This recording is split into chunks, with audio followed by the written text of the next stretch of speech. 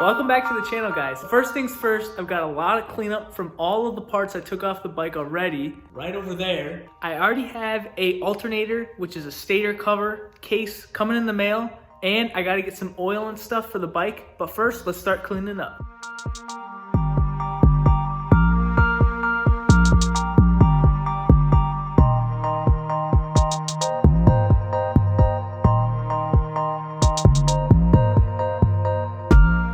No idea what that is, and I don't want to know.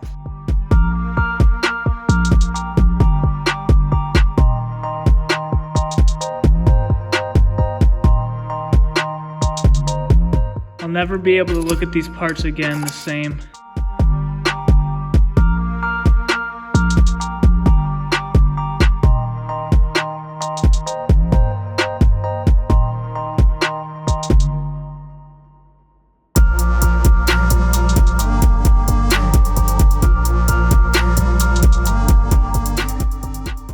I'm gonna put this ground bolt back in place right here. I assume that's pretty important. And then I'm gonna plug the old tank up because it still does hold gas, but I'm actually probably gonna need to dump all of the bad gas in that old tank and put some fresh new gas in there, some 91. I need to plug in the tip over sensor and the dash as well because I don't think the bike will run without either of those. I gotta research what coolant this bike takes because I don't think there's any coolant in the system, and I need to get the correct oil while I'm waiting for the stator cover. So we'll see you guys then.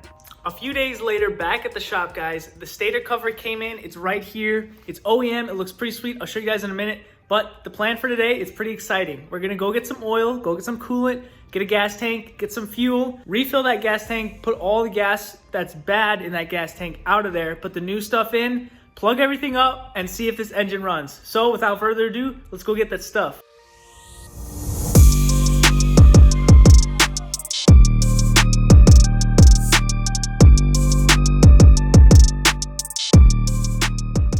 Now we're gonna do the first oil change on this bike and see what actually comes out of this oil pan right down here. Then we're gonna install the new stator cover and start to fill up the bike.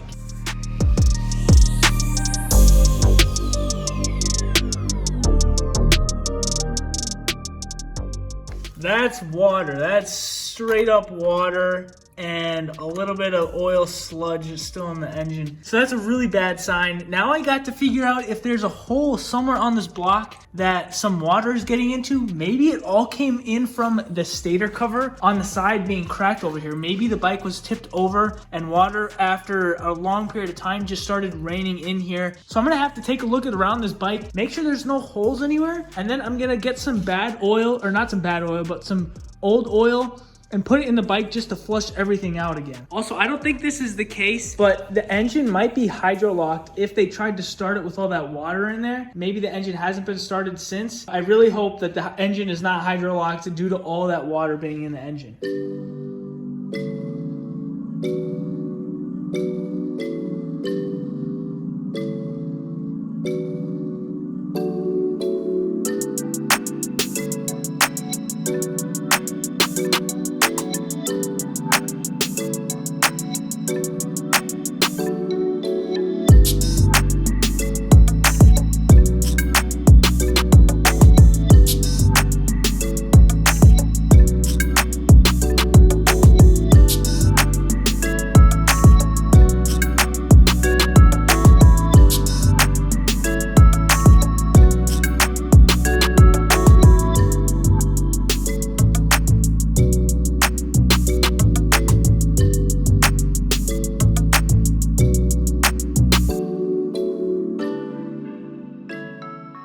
All right, so the new stator cover is in. Got the gasket on there. It's a 90-minute sealing gasket, so it's gonna be an hour and a half before I can put any fluids in the bike. But now I'm gonna work on getting the old gas out of the gas tank and putting this new 93 in the bad gas tank right over there.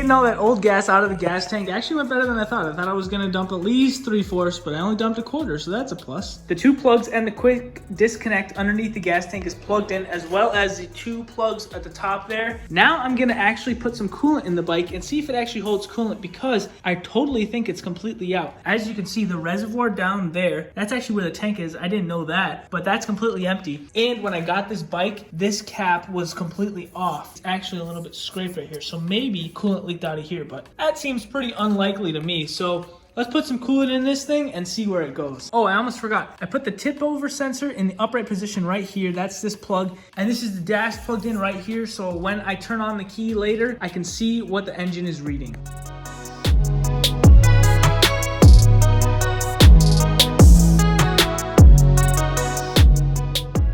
So it is holding coolant, so there's not a crack in the reservoir down there. And I assume the bike needs to be running for it to actually run through the system to see if it actually is leaking into the engine somehow, which I don't think that's the case. Now the real test is when I fire this thing up and see where the coolant goes. Actually, a correction. The real test is when I fire this thing up and see if it actually fires up.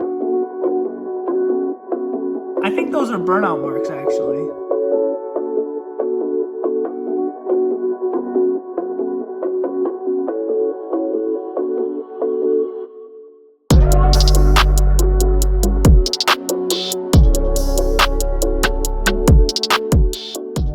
Okay, so I'm gonna have to pause because I forgot I need an oil filter tool to remove that oil filter to check for if there's any water in there, because I don't want to run this bike with water in here because that will really mess up the engine. And I need to just take that filter off to check in there, because I mean, this bike only has 900 miles on it, so the filter is practically brand new.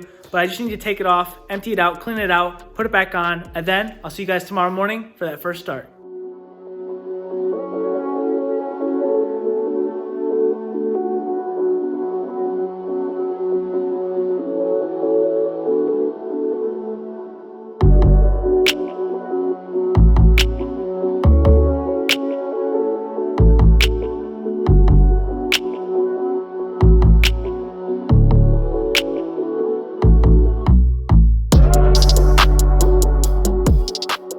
All right, so I've got oil in the bike, I've got gas in the bike, everything is plugged up, everything is cleaned up over here. I think it's time to put some power to this thing and see if it cranks over. Super excited. I gotta connect this negative cable to the negative side, positive cable, which is right there. Gotta fish this out of the wires and connect it right here. All right, those are connected now. I don't know if I have anything unplugged that I need to plug up. I don't remember unplugging any of the modules or anything, but I guess we'll find out in a minute here. So I have the tip over sensor set upright. I've got the dash, got my key. Now I'm gonna plug it in and see what the dash does. Tank just primed. There's an engine light on, I believe. Probably because I have some stuff unplugged back there. Well, I think it's time to fire this thing up. I got oil in it, stator cover's on. It's not leaking anywhere. Here's the moment of truth. Oh yeah, most importantly, fire extinguisher. Let's keep this over here by me. All right, I think I just pushed this. And then I push it down again.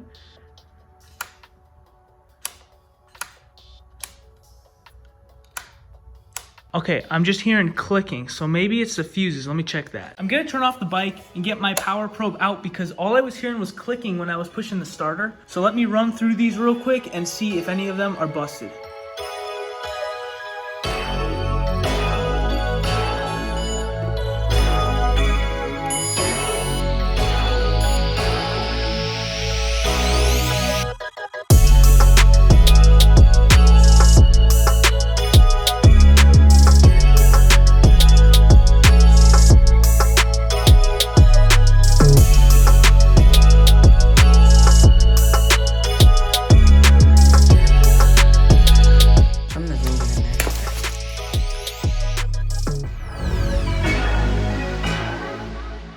All right, we're gonna start the bike again. Fuel pump works. We've got an engine light on. I checked the fuses. I replaced the ignition stop start fuse with an extra fuse that was in there. Let's see what happens. Bike primes. Oh, shoot. Maybe the bike needs to be in neutral. I don't think the bike's in neutral. There we go. Bike's in neutral.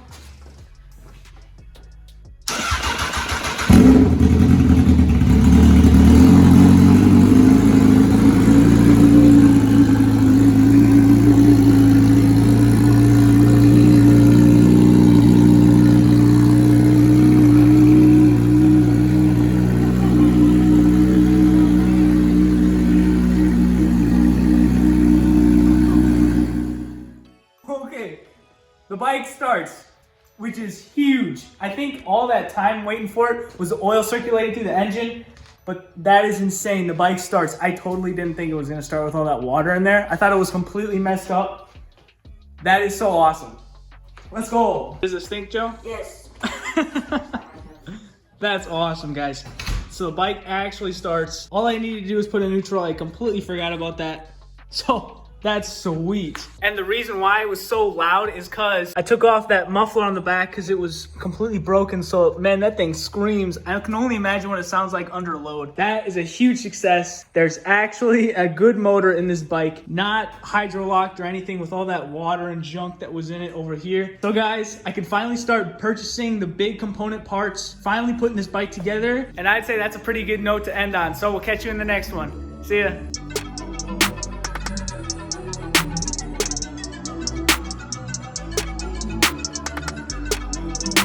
That spider just made a home in the Honda Hills and he just lost his ROI.